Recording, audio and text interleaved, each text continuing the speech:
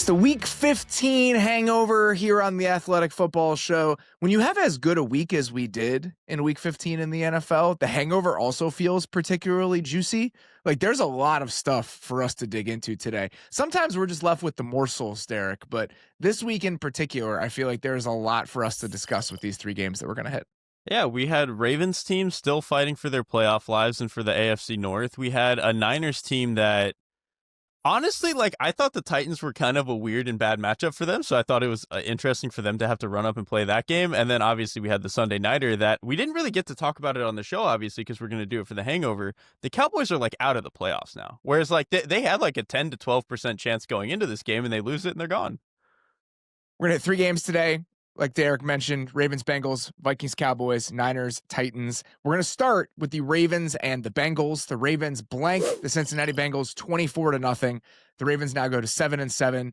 As of right now, we're recording this. It's 3:11 p.m. Central Time on Monday.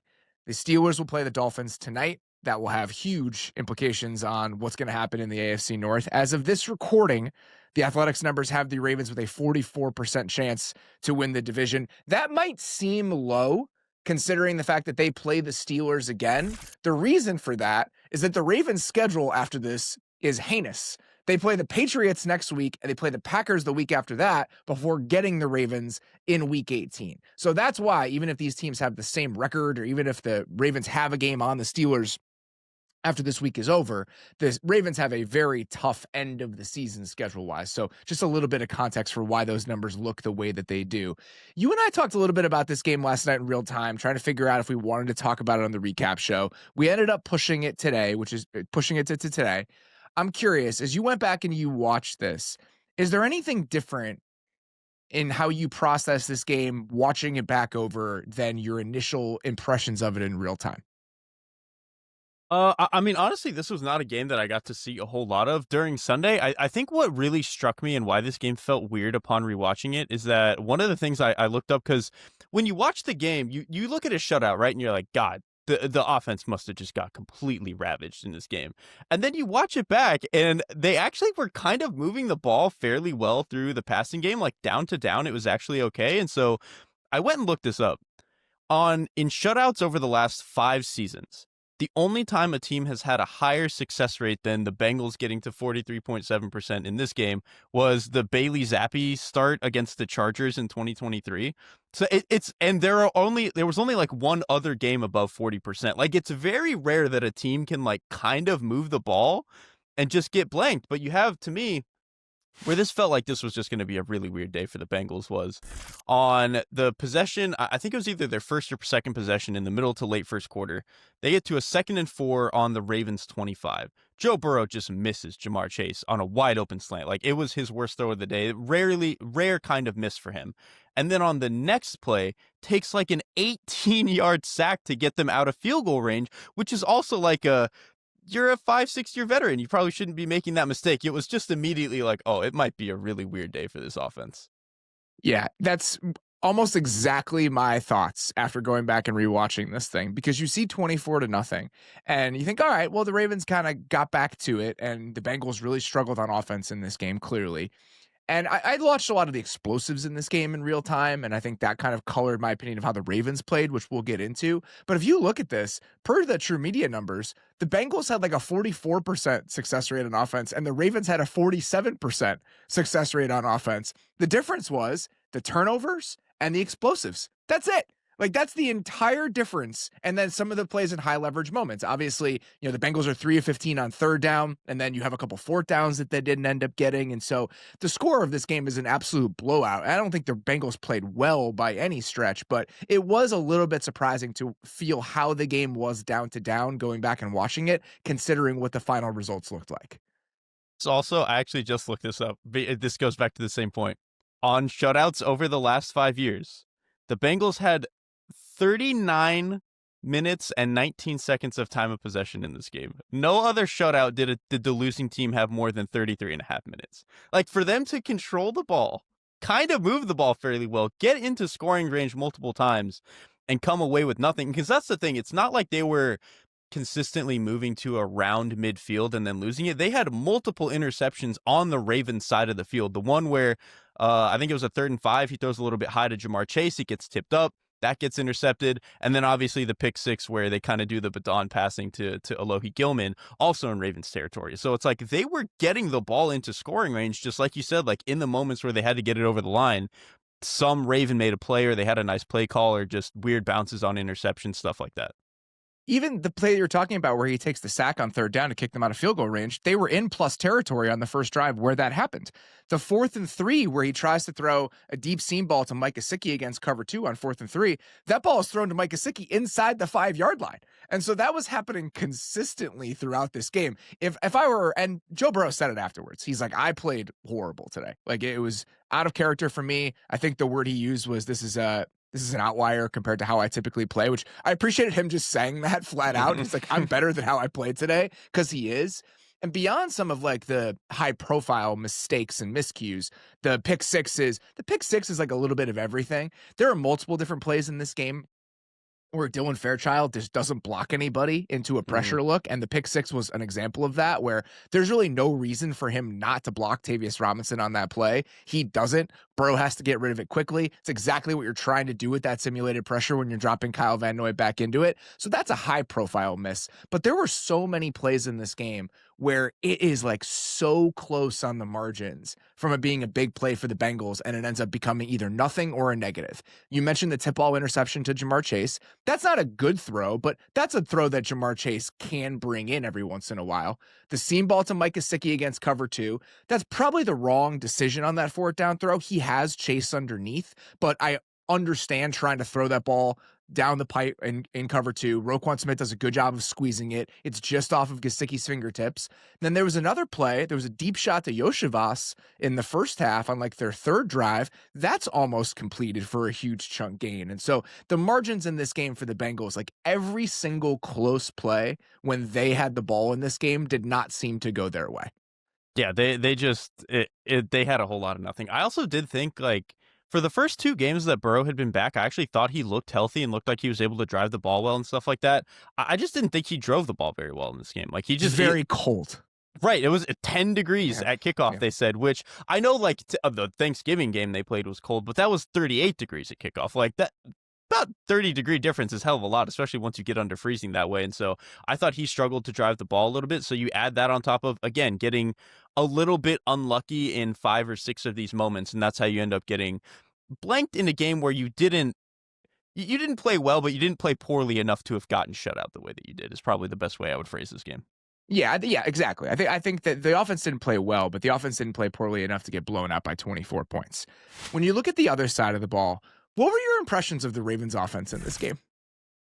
I mean, I thought Lamar looked really, really good. I thought Lamar finally looked healthy, like to the point that I thought Burrow kind of looked weirdly unhealthy. I thought Lamar looked really healthy. There was one play, it was one of his scrambles. I think it was the one where there was about 50 seconds left in the second half where he takes off to his left side. And when he finally decided to hit the gas and go, that was the first time since he came back where I was like, oh shit, okay, he can kind of move again. And so I thought that was really encouraging. And then I did think that there were a couple of instances of like nice design stuff, like the out and up that they hit to Zay Flowers for a touchdown. It's obviously an incredible throw for him to layer that on the back pylon, but I also thought the design of it was kind of nice. They have Flowers in like a tight alignment with the tight end right next to him on that side. Tight end runs out to the flat. Zay runs up and starts to bend it out like it's going to look like a smash concept. And then he just takes it up the sideline. Lamar makes an incredible throw. Like, I thought they had a couple of good moments like that. And then Lamar did look pretty confident to me as a passer. And so doing all this against the Bengals defense, I'm not sure how much of that, like, you know, when you've got to go see potentially the Patriots next week, the Packers, you're going to see the Steelers again. I don't know how that's going to play, but I actually did think they looked okay in this game. It was still a little bit herky-jerky. Like, I think they really relied on some of those explosives. I agree that I thought that he looked healthier in this game. And so that scramble that you mentioned, I think, is a perfect example. Some of the throws down the field were really impressive. It's funny you mentioned that route on the Zay Flowers touchdown. We've talked about this a bunch of different times over the course of the season. When the Bengals are in some of those cover 2 looks, a lot of their issues throughout the year is that safety in that cover 2 look was getting too much width, and teams were able to hit these like up the seam vertical shots against the Bengals when they played cover 2.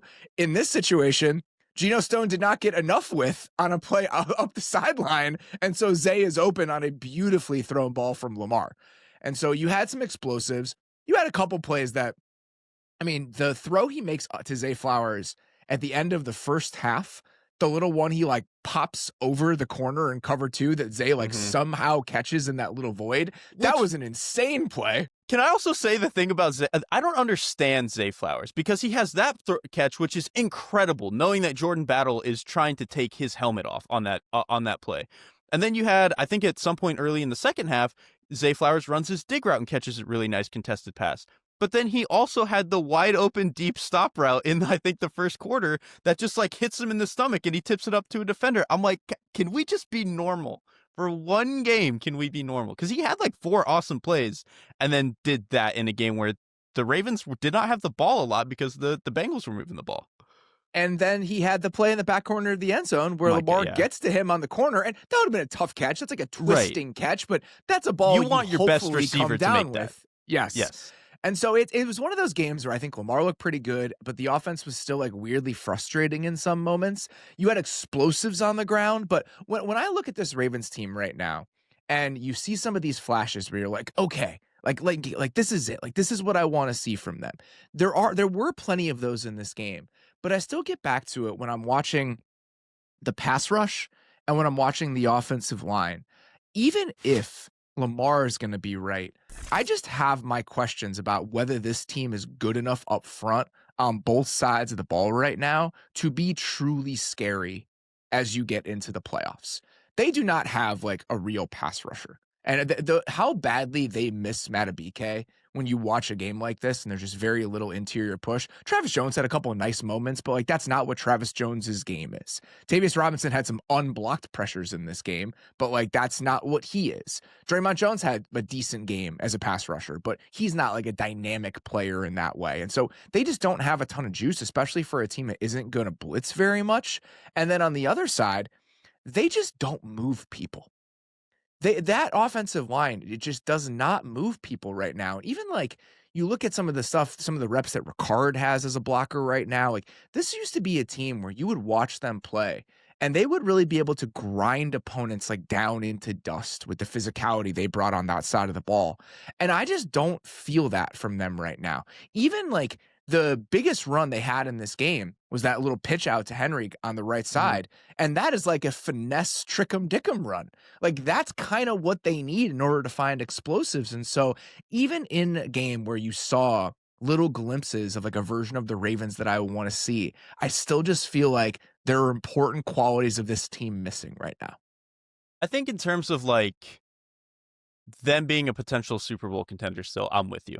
I do think I was at a point where like maybe 3 weeks ago I was worried, could they even be good enough to get into the playoffs? And I actually do think that they'll be good enough to do that. But I do agree that they're probably not scary enough to make the run that you want. And I think at least on offense, if they were more comfortable running Lamar, I could see the world where they work around that, right? Because I think right now the issue with the run game is they don't have something that they know for sure they can lean on, where it's like maybe we know we're a lead zone team or we know we're a gap team. Like they don't have like a run that I think they can go to consistently. And I think in previous iterations of the offense, if that was the case, it was like, okay, we lean on Lamar and whatever the Lamar plays are, those are going to get us right and they're going to keep us efficient. They don't have that right now. And I will say to their credit, I think over the last month or so, they've at least found like 3 or 4 of these trick'em-dickum kind of designer, just like one-off runs that do go for a pop. Like Keaton Mitchell has had a couple. Henry had the one in this game. Those are their best plays.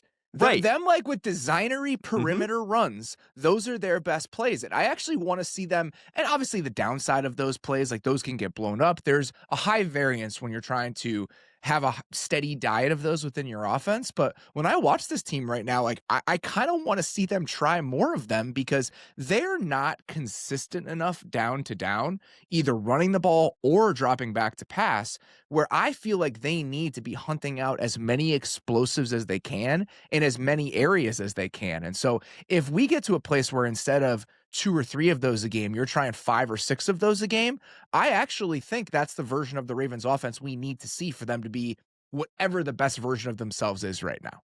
Couldn't agree more because Derrick Henry can still haul ass. Like, I think there's been this assumption that because the Ravens rushing offense is not that good, that like maybe Henry's lost a step. Anytime he still gets room in the second level or on the perimeter, like he's still moving. And so I'm with you. Like, if they can maybe try a handful more of those a game, because again, I think like we're both saying, the reality is they don't have a, we can be like the Rams and just lean on duo 20 times a game. They just don't have that right now. And so to try to lean into the volatility a little bit and hope that Lamar Jackson will kind of be your steadier in the passing game, I really think that that's probably their best path forward. Few specific plays I wanted to point out in this game. There was a pressure that Travis Jones had on the play where Orlando Brown gets holding penalty and he could have gotten illegal hands to the face. When you watch the end zone copy, the club that Travis Jones has on the right guard, it's like literally when you watch a bag drill where guys are just hitting the bag as hard as they can, how exaggerated the club was. Like he's going like full swing on Dalton Risner on that play. It was hilarious. I was like, this is just picture perfect. The D-line coach is going to love this when they go back and watch it.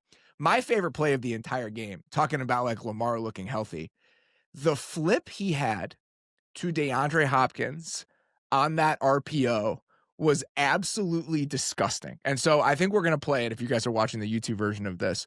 But it's an RPO with a run to the left. It's like a counter run to the left with multiple pullers. And then he's got a bubble going back to the right. And Lamar has his eyes on the bubble and just goes complete sidearm, no look around a guy to DeAndre Hopkins in the middle of the field who has like a 30-yard gain. I watched that play and I was like, holy shit, man. Okay. That was vintage Lamar, and so I love that. But I think the best part of that play is DeAndre Hopkins gets past the rest of the defense and like has a step on the safety, does not trust that he can outrun anybody and tries to cut it back. And I'm like, just run. You're going to get run down, but like, just keep running. It's funny that at this stage of Lamar's career, or this stage of DeAndre Hopkins' career, he's like Kyle Van Noy in open space. He's like, I don't know what I'm doing here. Like, he was looking for a pitch, man. I'm supposed to be doing. We talked about that play on the show last night, but the Kyle Van Noy handing it back to Alohi Gilman for that touchdown is very Ed Reed coded in a way that I completely support. And so we'll see what happens with this Ravens team over, the final few games of the season.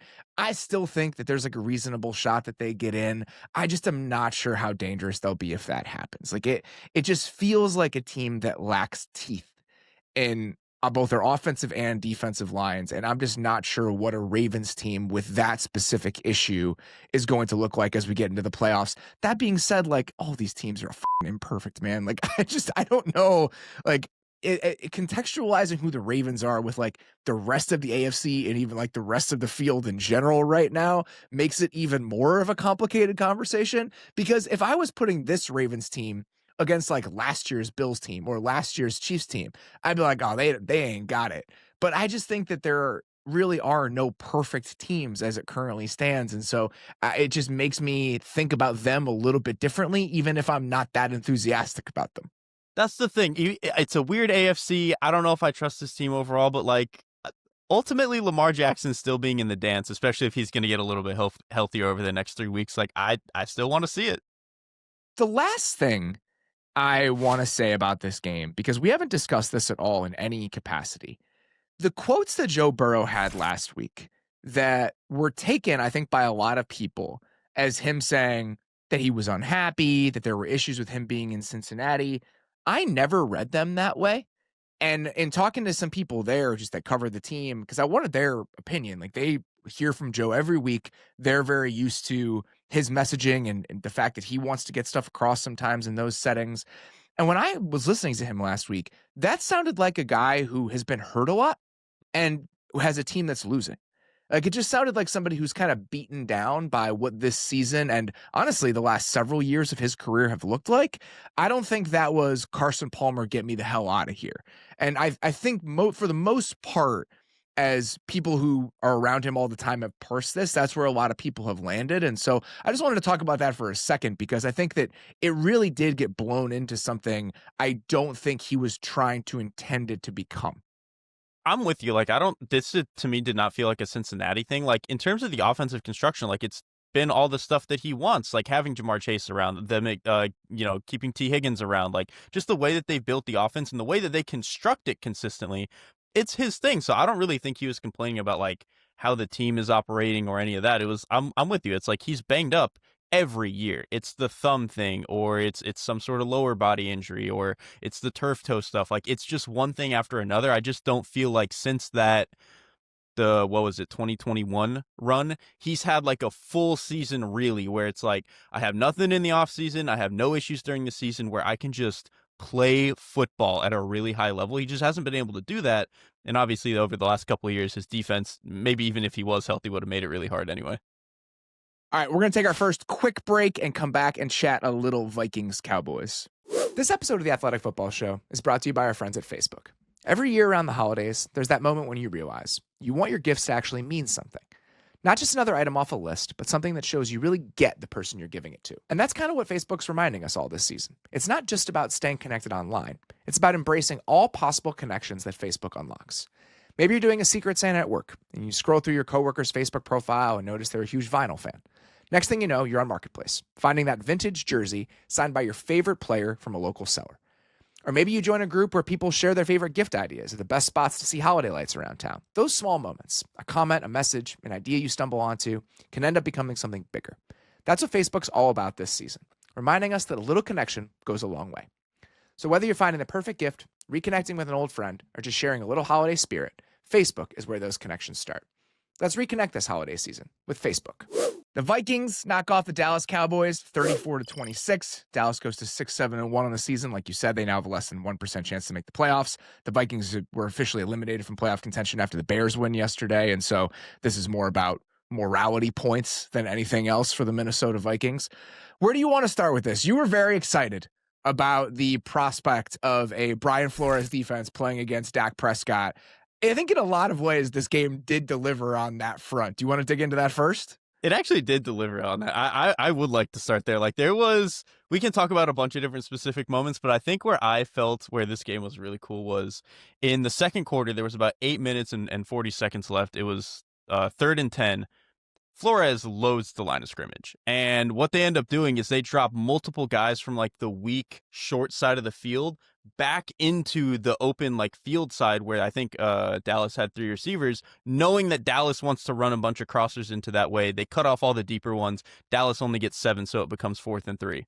And then on the next play, Dak has a really good play to convert them. They get like 17 yards. And that to me was just like, it's so cool that Brian Flores had this pressure that was like, yeah, we're not going to give you the 3rd down immediately. You're going to have to earn it. And then Dak earns it. Like, it's just, that is exactly what I signed up for when I wanted to watch this game. And so to get it was really awesome. My favorite stretch of the entire game was actually the 2-minute drive that Dallas had. And they got the ball back with, I can't remember exactly how much time, but it was just like a normal 2-minute in terms of how much time, the amount of timeouts. And on that drive, the Vikings ran like multiple just funky cover 2 variations for pretty much the entire drive. On the game, the Vikings played 44% cover 2, and they got to it in, I can't even describe how many different ways. I mean, just so many different varieties of it. And watching Dak try to process a lot of that was really fun. He finished 10 of 16 for 165 yards with 2 sacks against cover 2 in this game. And on that drive specifically, all the Cowboys were doing was they were lining up in empty the entire drive. And so the Cowboys were just in empty with Hunter Lepke either offset or just as a sniffer, like lined up right between the guard and the center to pick up any pressures. And so it was just Dak Prescott in empty against Brian Flores doing weird shit in pure passing situations. And we just got to watch them go back and forth for an entire drive. And the other layer of the cover 2 stuff, I'm so glad you brought that up, because one of what I thought was really interesting in this game, Brian Flores likes a lot of his too high stuff to begin with, but we've talked a million times that Dak's favorite throws are those seam routes or even those dig routes, like trying to throw in between the numbers, like intermediate level of the field. And on a lot of those cover 2 plays, they were having one of the safeties roll down kind of as like a high pole player. Instead of like being the linebacker and like running up the seam, he kind of like starts high, and it almost looks like cover 3 when you're watching it. The but nickel he's like playing and the other aggressively. safety are the ones who pop back into the deep half, and the pole safety actually drops down. We see Spagnuolo do this a decent amount. But Exactly. I think this is a perfect example, like you're saying, if you're going to try to combat what Dak wants to do, dropping that guy down into that seam area is exactly what you would want to do. Right, because if you're just like, let's say if it was cover 3 and that middle of the field player is playing a little bit deep, well, Dak is going to be like, I can throw that seam before he gets there. But if you're playing him a little bit more aggressively and it's this cover 2 where he's like a high pull dropper, that's a bang bang play. And I think even the best quarterbacks don't really want to make that throw. And I thought that even the guys who were playing it was a lot of like Josh Metellus, just did a really good job of getting in front of those routes and not even giving Dak a window. So for Flores to know that that was the best way to take away some of Dak's best stuff and not give him that. And Dak really didn't throw that area of the field until I think the final drive of the game where they were playing like bullshit defense. They really couldn't win the game anyway. And then Dak like still for the most part had a good game working around it. I just was like, this game was cinema, man. Like I know they lost this game, but like it was just so incredibly fun to watch. I think he did a good job of taking what was there consistently. Like he wasn't trying to force throws into that area for the most part. There were a lot of throws to the flat. There were more than enough aggressive throws for it to be a Dak Prescott game. I mean, when they get the ball with 10 minutes left in the third quarter, they're up 20-17. He absolutely chucks a whole shot to CeeDee Lamb down the right sideline. You could see him yards. hold the safety too. Like that throw was incredible. So that there was a 2-play stretch there where they had a 30-yard chunk to CeeDee, and then right after that, there was this Javonte Williams run that it was just absolutely beautiful. Like you watch Cooper Beebe, Tyler Booker, and Tyler Smith on that play. They all have one-on-one blocks. They're all gorgeous. It's like a 21-yard run. The Cowboys offense, I think, down to down, played pretty darn well. They averaged 6.3 yards per play. They had like a 46% success rate per next gen. They stubbed their toes in high leverage moments. They were 2 of 13 on third down, and kind of similar to the Bengals conversation, even though the Cowboys scored 26 points, when they got into plus territory, there were several big time flubs and mistakes that ended up getting them in this game, which we can go over. But overall, I thought the battle between Dak and a healthy Vikings defense with Brian Flores pulling the levers gave you what you wanted out of this game. And honestly, the run game too was another big part of it, because I think this was also like this is what a Brian Flores kind of like a run plan can look like versus a good offensive line. He did a lot of like, we're going to send bodies, and there were some good moments and some really, really bad moments. There was one where Cowboys were backed up kind of inside their own end zone. They had a tight split receiver to the right side. Flores said, all right, I'm going to blitz the corner. He fires off and gets into the backfield. It's his stuff. And then there was a different play later on where they had the one technique aligned to the weak side. Dallas tries to run strong to the left. The one technique actually cuts back like across the guard's face. They fire a backer in there and he goes and gets a TFL. But then there were a number of other moments, like on that Javonte Williams, that 2nd and 7 pop run. They're in like a double mug look. And all the interior is just like, we can move these guys. And they do that. And then there were a couple of times where they tried to fire like Eric Wilson, and Tyler Booker just bounces him out of the club. But Tyler Booker, by the way, unbelievable game. I thought he was on fire. I'm excited to watch what that trio is going to look like moving forward. It's a bummer that Tyler Guyton has been hurt kind of on and off this entire season. He came into the season hurt. They're starting left tackle. He's hurt now. In this game, it actually ended up becoming a big deal. Their backup left tackle, Nathan Thomas, I think it is, their backup left tackle, it's numbers to me, number 71, who played a majority of this game. He got hurt before like the final couple drives, and then Akeem Adeniji had to come in, and that ended up impacting the game. I mean, the Vikings got consistent pressure on those final couple drives right around what was the third string left tackle. And so it is a bummer that for all of the cool elements of this offense that we've gotten from the Cowboys this year, we've never really gotten to see the offensive line healthy. And that is something hopefully we do get next year, because I think there's a lot to build on with the young pieces among that group. It's exciting. I couldn't agree more. Like I know the record's the record. They're basically out of the playoffs now, but like the offense, when they've had their guys, have been like the 3rd best offense in the league, basically. Like they delivered on all the promises they wanted to. And so again, if they get these guys healthy again, Guyton looks solid next year. Even Terrence Steele, like, has been up and down with injuries over the past few years. I think he's been fine for a lot of this year. Like they're really coming around to something that I think could be really fun next year. Yeah, we'll get to why this team has not been successful despite the fact that their offense has been good in a second. Some of those like real like sliding doors moments for the offense. Brandon Aubrey misses 2 field goals in this game, right? And on the first one, the Cowboys are driving. They have a 2nd and 5. They don't block Levi Drake Rodriguez on a play action. Dak is forced to dirt it on 2nd down. On 3rd down, Grenard hits a nasty spin move on Terrence Steele and disrupts the timing of the play. Dak actually avoids the initial pressure, but because he's thrown off and pushed off his spot, He doesn't have anywhere to go with the ball. He takes a sack. Aubrey misses the field goal.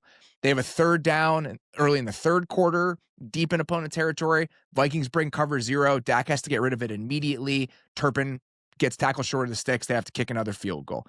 They are up 20-17 with a chance to go up 10 late in this game. And the Vikings do an incredible job of sniffing out a screen in plus territory. Byron Murphy, they tried to give a jet sweep to Kevontae Turpin to the right side. Byron Murphy on second down does a fantastic job of contain on that play and forcing it back inside. It goes for 2 yards. At 24-23, early in the fourth quarter, they're driving again. They're in plus territory. Dak gets sacked on a third down by Van Ginkel and Grenard, and then Brandon Aubrey misses another field goal. And so I think that the Vikings defense deserves a lot of credit in those moments, but the Cowboys had plenty of opportunities in this game, and they either came away with no points or they turned potential touchdown drives into field goals. Yeah, and like again, even if some of those just missed field goals hit, like I think Dallas's like end of game operation is probably a little bit different. Like this just it felt like because of some of those misses, and then again one of those couple of third down plays just don't go their way. It ends up it was kind of the opposite of the Bengals, where it's like the Bengals played much better than 0 points would suggest. Whereas in this game, it's like I almost think the Dallas Cowboys played even better than like 26 points would suggest. Like I thought they were awesome in a game where Flores did everything he was supposed to. I just think the quarterback and the offensive line played at a really, really high level. Part of the problem, part of the reason that the margins were so slim and the fact that they didn't give themselves a ton of margin for error is that the defense allowed a 59.3% dropback success rate to JJ McCarthy in the Vikings offense. That you can't do that. Like he had been under like 40% dropback success rate on the season basically before this. That might have been a little bit higher after his Commanders game too, but like this was bad level of quarterback playing. For them to allow him to look like MVP level Matthew Stafford, it was just like that's inexcusable. That he had some decent moments in this game. I mean, there were a handful of like really impressive throws. The touchdown throw to Jalen Naylor, his first one of the day, where he's booting to his left and he flips his hips, moving to his left, and gets around, puts his foot in the ground, and fires that ball to Jalen Naylor in the left corner of the end zone. Like, there are moments when you look at what he is as an athlete and as a thrower where there's absolutely something there. A lot of it just doesn't really happen on time or in structure. There were several moments in this game where it did, but I think a lot of his best plays still are where I got one guy, the field is cut in half, and I am just letting this thing loose. And when he's able to do that, like you do see some of the flashes of what made him a top 10 pick. Yeah, I'm like, honestly, what impressed me less in this game were some of his like peak throws. Like even when he was playing terribly, he did have 2 or 3 of those throws a game where you were like, okay, talent wise, I can see it.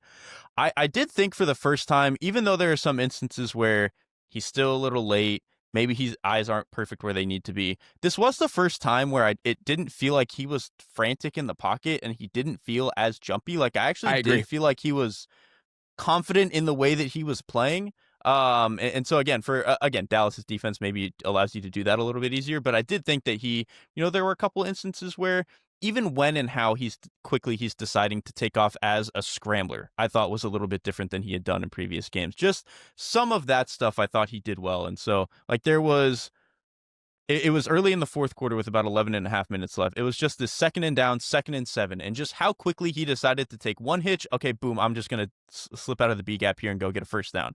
He just wasn't that decisive with stuff like that earlier in the year. And so for him to at least have put together his first game where it felt a little settled, I was like, okay, that's how you start to build on some stuff. I'm with you. I think that he just looked a lot calmer, played within himself a lot more. And thankfully, there were a lot of plays out there to be made. You know, I mean, the 58-yarder he has to Jordan Addison early in the second quarter, it's 3rd and 8. I can't describe to you like what the Cowboys are trying to do defensively on that play. I think it's quarters to that side. I think Kalen Carson is just like asleep. And so you have an outside corner to that side, and you have Jordan Addison just run right by him. Like just runs right by him. And to JJ's credit, he puts the ball on the money. It's a 60-yard gain. But that just can't be happening.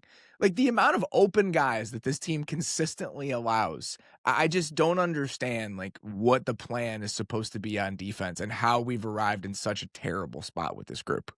That was kind of where I was at too. It was weirdly like JJ probably didn't play as well as the numbers, but also did play his best game, I would say. And so, yeah, there was I think that. that's a fair representation.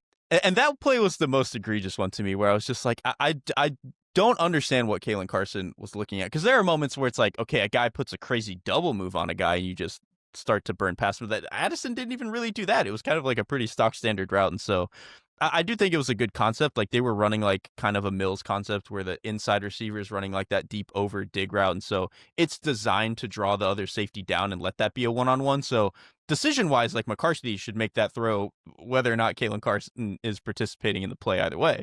But it becomes a touchdown because he's not participating in the play. And so, and then I would say, like, there were still a couple of rough moments for JJ, I would say, in this game. Like, the only throw, I wouldn't say the only throw, but I think the throw that irritated me the most was early in the fourth quarter, the completion actually that he has to Hawkinson, the sail route to the left side. I'm so glad you're bringing this up. I'm so glad you're bringing this up. It's he wide ass open. Killed. Dude, he tries to get him killed. It's wide ass open. Nobody is near the sideline. If he just throws that out to the sideline, Hawkinson gets basically probably a one-on-one at like the 8-yard line to maybe go turn that into a touchdown. Instead, he leads it back up the field into the safety, and if the safety is like a quarter of a second faster, that's either an incompletion or Hawkinson is going out on a cart. Like, I just, that play irritated me. I was like, man, we can't do that to our best players. It's so funny that you said that, because I had that exact play in my notes where it's an 18-yard completion, but it's actually one of the plays that I found most frustrating in the entire game.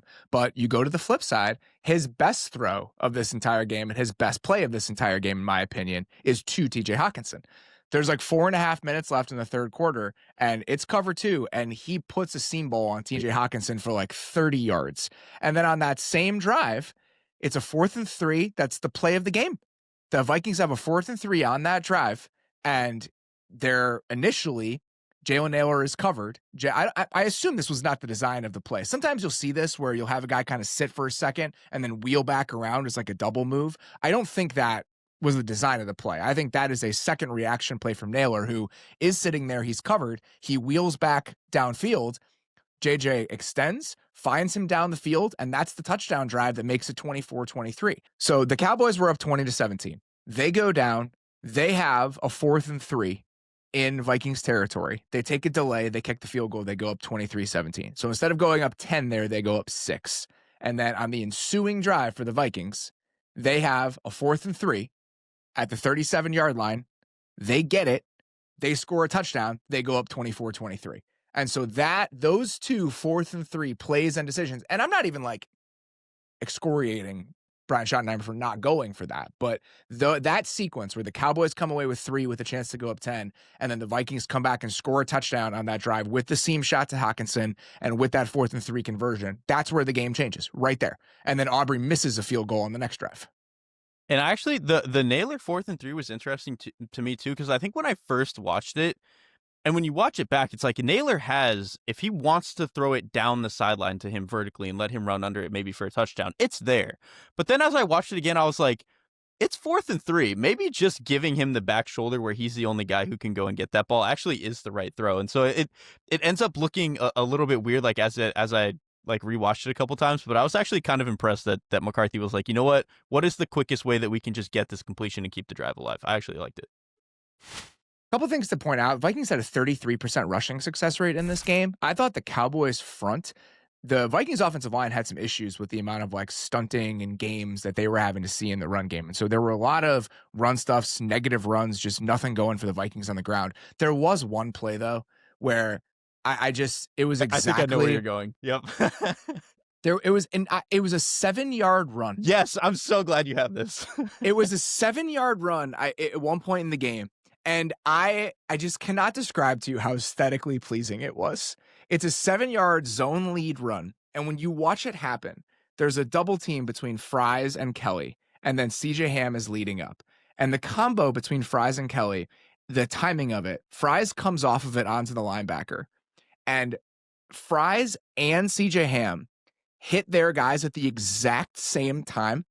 And it was just like, if you could draw up a beautiful run play in the NFL, that's what it would look like. And there was just something so aesthetically pleasing about the blocks hitting at the exact same time with that cadence. Like, it's one of my favorite things to watch in football is a run play unfolding like that. I couldn't agree. I was so amped for that play. And it's funny, yeah, it only pops for 7 yards. It's just like kind of an okay run. But watching the way that it unfolds, for that to be like a diamond in the rough for a rushing game that otherwise was not very good for Minnesota, I was like, man, if they could just get 4 or 5 of those a game, they would be absolutely cooking with gas.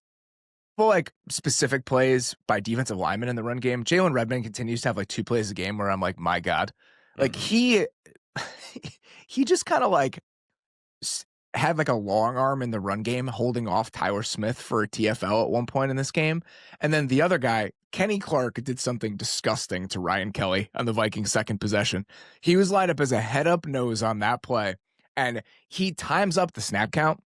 Like, he gets an early jump, and Kelly just has absolutely no shot. And so Kenny Clark just walks Ryan Kelly directly back into the running back for a 2-yard loss. So there were several like highlight moments from front seven players for both teams in this game. There really were, like, and again, even from the offensive lines, like, this was, like, ended up quietly being, like, an insanely fun trench matchup on both sides. It was fun. It was, and I was not necessarily expecting that, but I probably should have been, given the fact that the interior for the Cowboys is a good group. The Vikings offense, they play without a backup left tackle. They play without their starting left tackle again in this game, but they're healthier than they've been for a good chunk of the season, and so there are a lot of good players involved up front on both sides of the ball, and it did not disappoint. We got a lot of good moments from both of those guys. I want to start with my process of watching the Niners offense in this game. And it happened before he started going off. I think it was the first play where he gets hurt on like a hip drop tackle. And then there was another play where he was open and did not get the ball. On like the first 2 Niners drives, I was like, we're going to get a game soon where Ricky Pearsall just goes off. Like, that guy is incredibly talented. Like, when you watch him move and you watch his ability to create separation, and then you go back and look at like the last 3 games that the Niners have had, and he's playing a lot, but they're getting a ton of targets to Kittle, a ton of targets to Christian McCaffrey. Juwan Jennings is getting a decent workload, and Pearsall just hasn't been involved. And I'm watching him move on like their first drive, and you watch him like stick guys at the top of routes and his ability to kind of sell things. And I'm like, it's weird that this guy has not been more productive. And then he has his first big game in like 2 months. It's incredible. Like, he's awesome. Especially he's like awesome. It's not just like he is a good route runner. I think he runs down the field really well. Like, some of those outbreakers, I think he's really good on. He also, if you're going to play in this Niners offense, you better be ready to catch balls over the middle of the field and find a way to snag it. And he does have pretty incredible like hand-eye coordination. It's not like watching Puka Nacua because he's a much bigger player, but just that fearlessness where like he will just go up and go take a shot over the ribs. Like, I do admire that about Ricky Pearsall. So I'm glad that he's finally, again, he's dealt with health issues, and then obviously there was the offseason where he got shot and had all of that. And so for him to like have a game where he gets to step up and really be the guy now, I think is like, I'm into what he can be for them long term. He did a little bit of everything in this game. I mean, you got like, he gets a PI in the end zone on a little crosser return that's designed to attack man coverage. He's giving the corner a ton of trouble on that. They have a 3rd and 13 in this game where he runs like a deep out route against Kyrie Elam. He converts that. He was open on multiple crossing routes. They get him on a little like, almost like a little squirrel route to the left side where he's running like a corner stop and coming back into space. He's wide open on that play. So they were going to him in a lot of high leverage moments. And the biggest difference in this game is the Niners were fantastic on 3rd down. I mean, they were 7 of 7 their first 7 third downs. And even if they weren't running the ball very consistently, they were able to convert a ton of those high variance plays in this game. And that's why they were able to sustain drives. And so watching him be a bigger part of the offense was exciting to me, because I think for this team to be the best version of itself on that side of the ball, they need him to be involved because he can be that dynamic. Yeah, like, and I think the 3rd down stuff, obviously, again, some of this has to be couched with they're playing the Titans, all that stuff. But I do think there were a couple of things. One, you have Pearsall back and healthier, and I think them having a wide receiver that they feel like they can go to in those moments is great. Like, obviously, they've had Kittle, CMC can do all that stuff on 3rd down, but to have a wide receiver guy you can play outside and on that 3rd and 13, like, that play was funny because I watch it and I'm like, man, it feels like the ball's taking forever to get there. And then it finally gets there and he's still like 3 yards away from any defensive back because he just snapped him off so bad. And I was like, all right, if you have a guy who can do that, that makes life a lot easier. And then I actually do think Brock Purdy, for the first time since coming back, kind of looked like himself as a creator, as a mover, like getting outside of the pocket. I was like, that's who he has to be for this to work. And if we're going to have the big scramble play he gets to Demarcus Robinson, the weird jump pass he His headed big towards scramble play. I mean, yes, it was pretty good. No. I mean, Purdy had a big scramble. Purdy also had like a 30-yard scramble in this sorry, game. Yes, sorry. I was saying as the passer. Yeah. But yeah, that's what I'm saying. He was like finally moving. And my whole complaint with when he came back was like, the whole point of him being in the offense is that he can run around. And this was the first game where I was like, oh, he's running around. The Niners might be who they're supposed to be again. Interesting. I kind of came away from this game with a similar feeling to how I felt while watching the Ravens, where you watch the passing game and it's like, okay, I see it, right? I see the vision. And I think the Pearsall helps see out that vision. And I do think that the Niners have more dynamic pass catchers than the Ravens do. Like, I think that's kind of clear when you combine what Kittle can do. And he was a monster in this game. Like, every single little play action dump off they gave him in space, he turns into like a 15-yard gain every time the ball is in his hands. It's disgusting, the fact that you can just flip him the ball and let him do that. Obviously, know what McCaffrey can do in those moments. Juwan Jennings is like, he is Juwan Jennings. Like, his first touchdown, it's like, he's just shoving guys out of the way in man coverage. Like, I appreciate that about him. And that the combination of all of the pass catchers, like, it's not what it's been at its best for this team, but it's still a good group. And I do think Pearsall kind of elevates it. But then you watch what they are down to down in the run game. And this has always been the case with them, where they don't really have a lot of movers up front. I feel like it's worse right now than it's been in a while, where you watch them try to run the ball and there's just not a lot there. And so even if I do feel like the talent at the pass catching spots and Purdy with that like chaotic good energy that he brings at his best, there is something there. I still feel like the engine of this thing is not where it needs to be for them to find the level of consistency you want from a Niners offense. I think they're kind of okay. I think in terms of them being like 2023 again, that you need the run game to be that.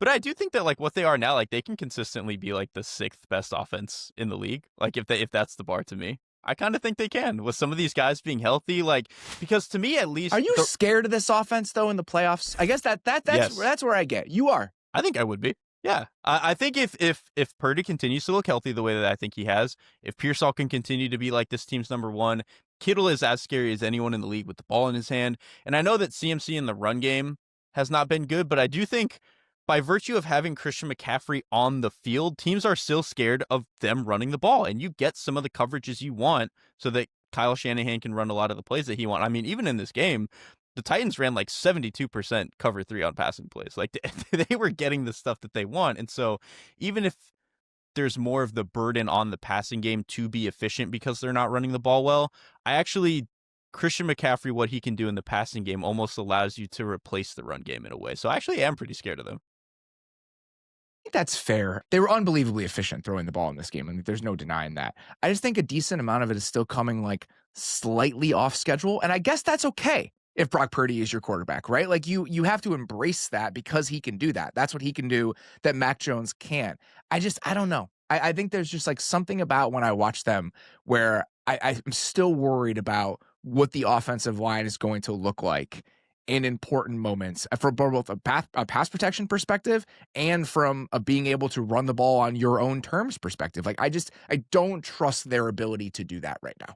I mean, I think that's fair. I do think there's definitely a world where they run into Seattle and like Leonard Williams and DeMarcus Lawrence just have like a day on them. But I don't know. I kind of like their chances against most everybody outside of the truly elite defenses right now.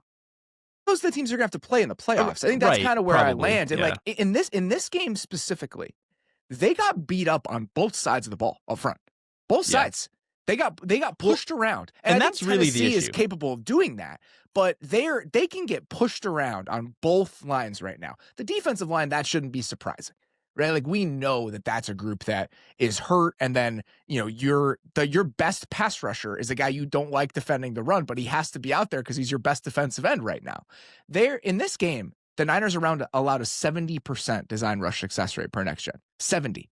And as of right now, they are dead last in run defense success rate. And I know that's a separate conversation from the one about the offensive line and the running game on that side. But I just feel like when you're looking at the Rams, the Seahawks, the teams they're going to have to play in the postseason, I don't think that there is a team they're going to play that's not better than them on both lines as things currently stand. And that worries me. And that part of it, I agree with you. Like, when you're worse in the trenches, you are not playing the games on your terms anymore. And I still that's kind of where I'm at. And they were able to skirt around it for a long time, even if they weren't super talented there. And I just don't think I think it's worse now. I think this is like the worst I've seen it in a while. It is. Like, the offensive line is worse than it's ever been. And I still do think that, like, I would trust Kyle Shanahan in a playoff game to get me 17 to 20 points against even the best NFL defenses. But there were previous versions of this Niners team where it's like they might also do that to the opposing offense.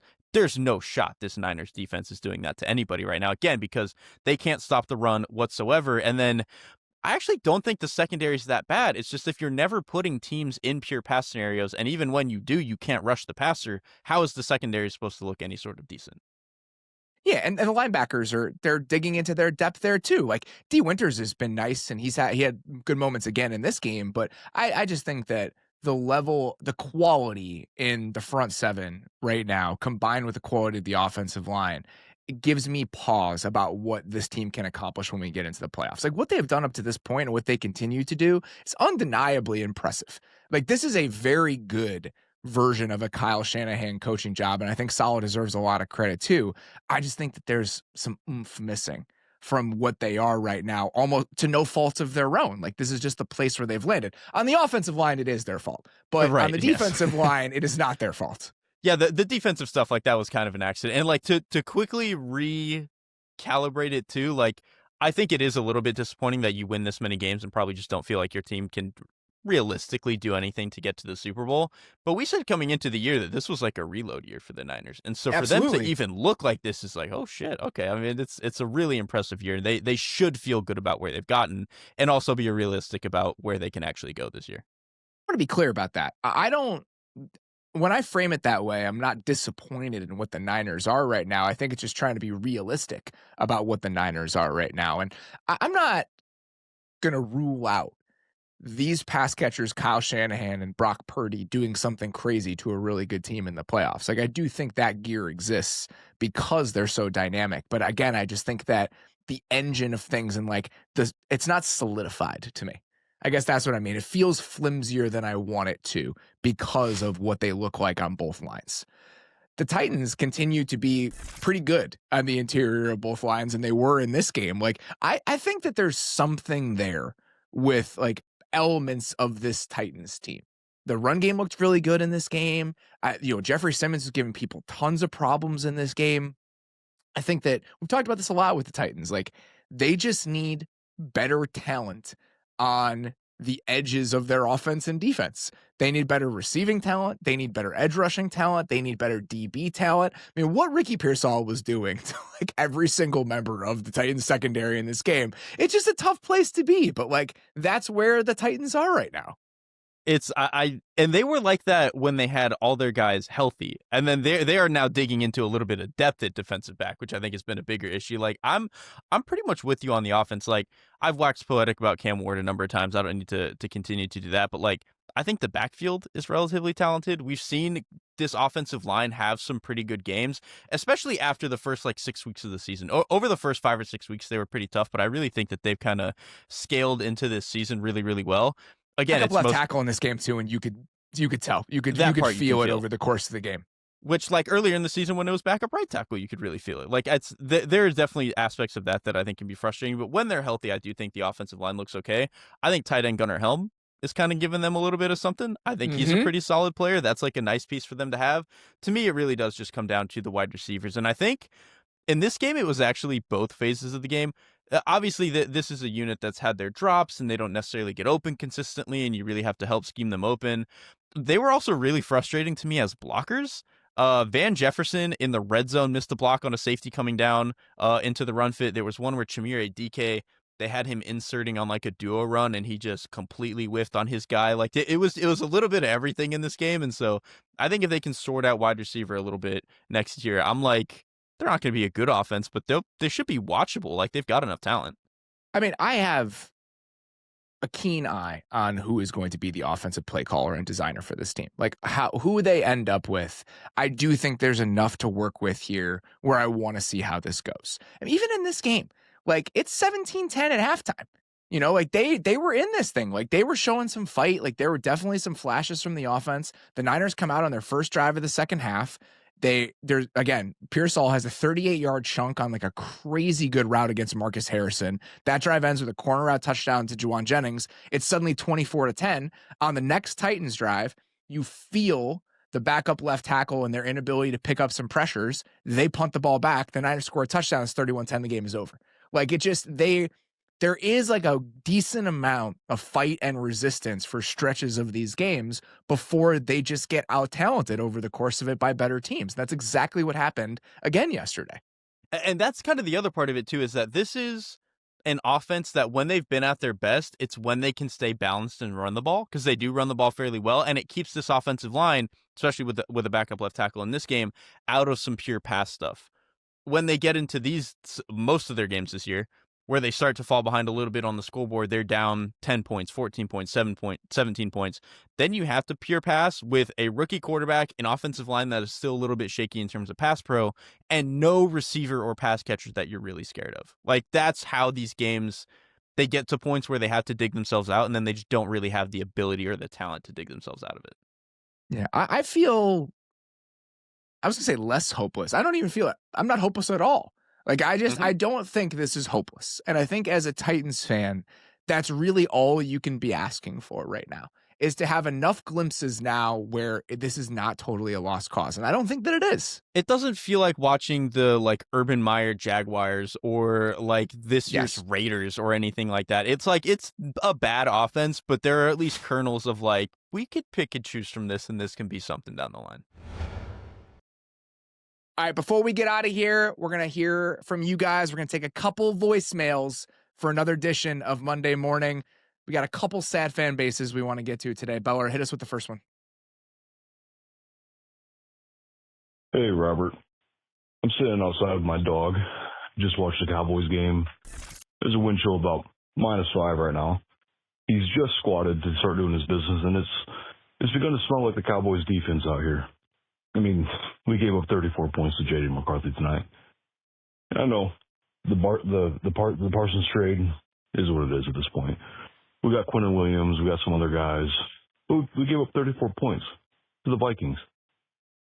And on a day where Parsons tears his ACL, Quentin Williams gets injured, the last guy standing is Jerry Jones, the multi-billionaire vampire that seems to just live off of my hopes and dreams. Am I dumb? Am I the idiot? Am I the problem in my life for continuing to fall for a marketing firm with a football hobby? Is this ever going to get better, or am I just a lost cause as well? Is this the most introspective message that we've gotten all year? Here's the problem with this. This year is a particularly frustrating one if you're a Cowboys fan, because this is the version of the Cowboys offense we've wanted for the last like 5 years. Even in 2023, when Dak was like an MVP candidate, I still don't think the offense was as legitimate as it is right now, because I don't think that if you look at what that was, it was just like a souped up version of what the Cowboys had been kind of in the combination for a lot of the time. I mean, we talked about this with Joe Burrow. We talked about this other quarterbacks. The Cowboys are running the Dak offense for a while. And I think to their benefit, but also to their detriment. And this is the first time in a while where when you look at the pass catching options, when you look at the structure of everything, it does feel like this offense has the gear they need to be a like real player in this thing. And it happened at the exact same time where the defense is bottoming out for like a bunch of different reasons. Like the idea that you're going to use some of the money that you save by not signing Micah Parsons to that deal to give it to Deron Bland and you're still paying Trevon Diggs what you're paying him, and you have these guys who are these man-centric corners in a previous version of your defense, and you're going to bring in Matt Eberflus to be your defensive coordinator with like no consideration for the players you have when you're deciding what the structure of that defense is going to be, it's been malpractice the entire year. Like, it's nothing about this was correctly planned on that side of the ball. I think you went for familiarity with somebody who's been in the organization, and you did that thing where we want a former head coach as the defensive coordinator for a first-time head coach because we think it's going to bring us some semblance of stability. And it's a square peg in a round hole. It never worked. And I think that you have to do some real thinking about what type of defense you want to run next year based on the players that you have. That's the thing is, like, I think the Parsons trade is so funny because the immediate thought would be like, oh, well, they ripped Parsons out of the front. The front must be the issue here for Dallas. And it's not a perfect front, but like the front actually has something to it. They can rush the passer a little bit. Like Kenny Clark has been good for them. It's that, yeah, part of their reasoning for, oh, we're going to save all this money is that we can do all this stuff with the secondary. And none of the bets they've made in the secondary have worked out. Obviously, for part of it with Diggs is that he's been injured, right? But they drafted a player who was coming out of college injured in Siobhan Ravel. They have the Deron Bland thing, who I think, obviously, he had the year where he had 1 million interceptions, but that is not something that always plays. And again, that worked because they were running a defense that fit exactly his skill set, and now they're not. And it felt like they were a little bit just didn't know exactly what the picture was supposed to look like on defense, and we're just hoping that pulling out Parsons and just throwing enough bodies at the front would fix it, and it obviously didn't. Is there a defensive scheme or system that you would like to see the Cowboys borrow from heading into next year based on their current personnel? I genuinely, with the secondary, I don't think it matters. This is to me is not a secondary that it matters like what you run. Like I just don't think they're good enough.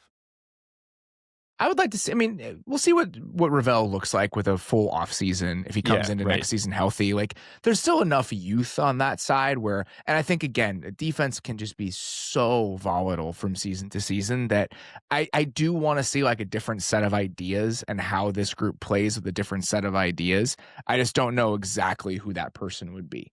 I think a lot of the guys, like a lot of the systems defensively that I think are really good around the NFL right now are like trees I'd want to pick from. These are not a lot of teams that run a bunch of man coverage. And so I'm curious like where they would seek out a coordinator or somebody that they think could fit what they want to be and what they want to do. I'm not sure either. I'm really not sure. Like, because again, it is a world where everyone wants to run a lot of this too high, cover six, all that sort of stuff. And I just don't. With these corners, I just don't know if that's really what you want to do. And honestly, truthfully, with the linebackers, like they are not guys where I necessarily want them sitting in a bunch of hook zones and like trying to run up the seam as the 3 or anything like that. Like this is a team where I would want to simplify for the linebackers and even truthfully for the DBs. And so a lot of man coverage and a lot of blitzing probably would be good for them. It's just outside of Detroit and Aaron Glenn in that tree, like there's just not that many teams who are doing a whole lot of that. Unless you want to pull from Denver, maybe. Like that would be my other guess. Detroit is the place I would consider. Like if you look at it, so the passing game coordinator for the Lions, Deshae Townsend, he got there last year, and so he's only been there for 2 years. And if you look at what the Lions defense has been able to do for the most part with just an insane amount of defensive back injuries over the last 2 years, I do think that group is like well put together and well coached. And so maybe trying to seek out something like that where you think it is like the right blend of who you've drafted and what type of scheme that you're running. Like I do think that has to be a considered conversation for the Cowboys this offseason. And if they can get to a level where, what do we say? Just be regular bad. Just be regular bad on defense with the pieces that you have up front. I do think you combine that with the offense, and there is reason for hope. And unfortunately for that guy who just called, it's like the exact wrong amount of hope. It's exactly what you do not want as a fan. Exactly. It's the scariest kind of hope to have. All right, let's hit one more before we get out of here. Bella, what do you got for me? Hey, guys, this is Brad from Wisconsin. At the end of the first half of the afternoon slate, the Green Bay Packers were in position to be the number 1 seed in the NFC by way of the Detroit Lions beating the Rams and Phil Rivers beating the Seattle Seahawks. Those two results changed, and that has less of an impact on my life than, our best offensive lineman leaving the game due to injury, seemingly for multiple weeks. A stud young safety leading the game to, at least 1 week, if not probably multiple weeks. Our best remaining pass catcher after our best pure pass catcher, tore his ACL earlier in the season. And the second best defensive player in football, and probably one of the 5 or 6 best players in football, period, tore his ACL and is out for the rest of the season. I don't know if I've ever gone from this high to this low as a football fan this quickly. What do I do with myself? What happens here? Help. Ow. Thank you. Goodbye. I'll let you take this because I think you're going through like a similar emotional path that a lot of Packers fans are right now. Like, quarterback injuries aside, I don't know if I've ever seen a team's hopes and dreams like collapse this quickly. Like, again, like you said, they were leading this game and their offense looked awesome against a really, really good Denver team for the first like 2.5 quarters of this game. And then we spent so much air being like Christian Watson gives them so much explosiveness down the field. He goes down. So now the offense is probably going to feel cramped again. Well, at least if it's going to feel cramped, maybe our offensive line and our run game can help us. Okay, now we lose Zach Tom. That's going to hurt us. On the flip side, obviously losing Parsons, you made the trade in the offseason and have gotten everything you've wanted out of the Parsons deal in terms of his impact, what he's doing in terms of some of the stuff they can scheme up. He had like 5 pressures in the third quarter alone. Like he was awesome in this game, and obviously they lose him. And that probably tips the scale on them potentially not being able to win this game. And then the Evan Williams one is a great shout too, because I forgot that when we were talking about it last night. He's probably their like 3rd best defensive player. Like, he's awesome. He's a really, really good player. And so he might come back for the playoffs and he'll be okay. But like, again, the fact that they went from, it just felt like they were on such this upswing. Both sides of the ball had found something. They were becoming explosive again. And all of the pieces that made them explosive are gone now. It's just like, it's not really the loss. Like, the record doesn't matter. They'll get into the playoffs. It's that you've lost all the things that got you here in the first place. I mean, the most unfortunate part about this, and I think I did say this last night, right now, they're just the 2024 Packers again. Yep. And that's With okay. None of the stars, none of the explosive, like, exactly. You're a good team. You'll be feisty in the playoffs. You could win a playoff game with that construction, but you are not a championship caliber team without Micah Parsons and with some of the other injuries that they're dealing with. And that was the hope for this year. That's why you make the Micah Parsons trade, is because you want to be a championship caliber team. I just don't think they have that in them without him, because I'm just not sure the pass rush has enough juice for them to get there. And so what are you looking at? You're looking at maybe a divisional round loss to the Rams. Like, that's kind of what you're staring at right now. I mean, you'd hope it was going to be different this year. And then so you go through the offseason doing the entire thing over again. I think the difference is, at least this offseason, you don't have to be sitting there wondering, where are we going to get these guys from, right? Like, where are we going to get these difference-making pieces? You're getting them back. And this is a team, for the most part, that is young enough, and you're bringing back enough guys where I think you can feel pretty good about this. Like, we'll see what they do along the offensive line. I think that's like an interesting question to me. Like, Rasheed Walker's a free agent. And so how do they handle that? Like, is that a situation where Jordan Morgan plays that spot and Anthony Belton plays guard? Do they kind of sort that out a little bit differently? My assumption is they'll move on from Elton Jenkins this offseason, save some money by doing that. They'll have a little bit of money to spend in free agency. Like, this is a team that still has some runway as constructed, because they are so young and they're not overly expensive. And so the 2026 outlook, I feel like I think there's going to be more collective enthusiasm about what they can be going into next year than there was even going into this year, because they've shown us what that level looks like. But that doesn't make the next month any easier for Packers fans, as they kind of have to sit with the reality of what this is. Yeah, like, I still feel great about what they're going to be next year. I'll probably, depending on how the offseason goes, you never know, I'll probably say that they're the 3rd best team in the NFC.